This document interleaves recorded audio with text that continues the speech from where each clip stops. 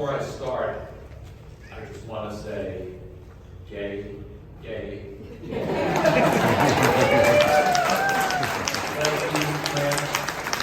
Bisexual, these are all part of our community and leaders in so many parts of our community. I can't even begin to tell you how moved I am by receiving this award. It's so important for me and our family. To be included among the 4 other finalists was humbling.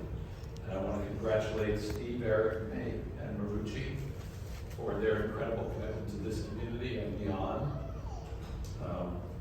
When people read that I was stepping down as the director of the Voss program at UCF, so many people came up and asked me, well, are you going to come back and visit Orlando?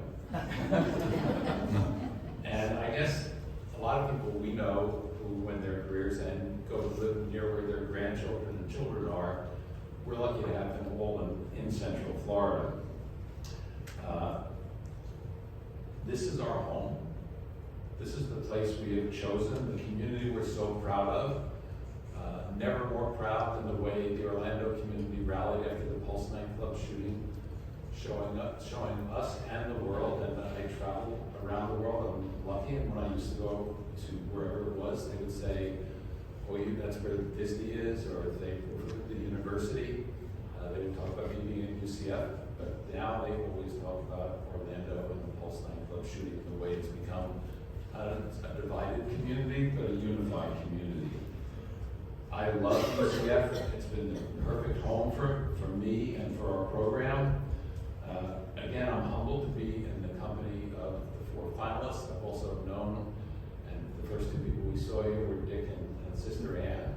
Believe it or not, Sister Ann worked with my wife 50 years ago with migrant farm workers, and she takes credit for arranging the marriage.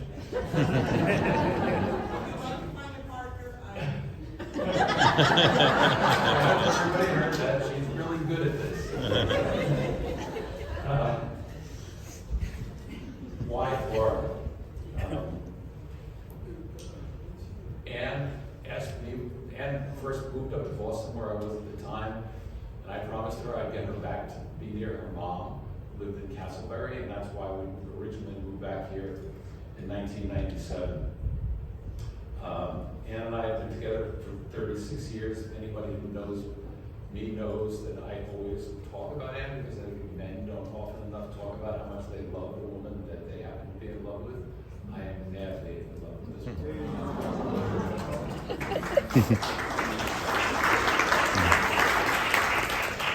We're blessed that our 3 children, 2 of whom are here today, Joe and Emily, all live in Florida. Our 4 grandchildren all live in Florida. 2 of them are oldest grandchildren. One is enrolling in graduate school at UCF in the fall after graduating from FSU. The youngest is starting at FSU in the fall. We realized in the course of the past couple of days, or remembered, I should say, that our 2 older children actually lived in Florida before we moved here. So Florida is very much part of it.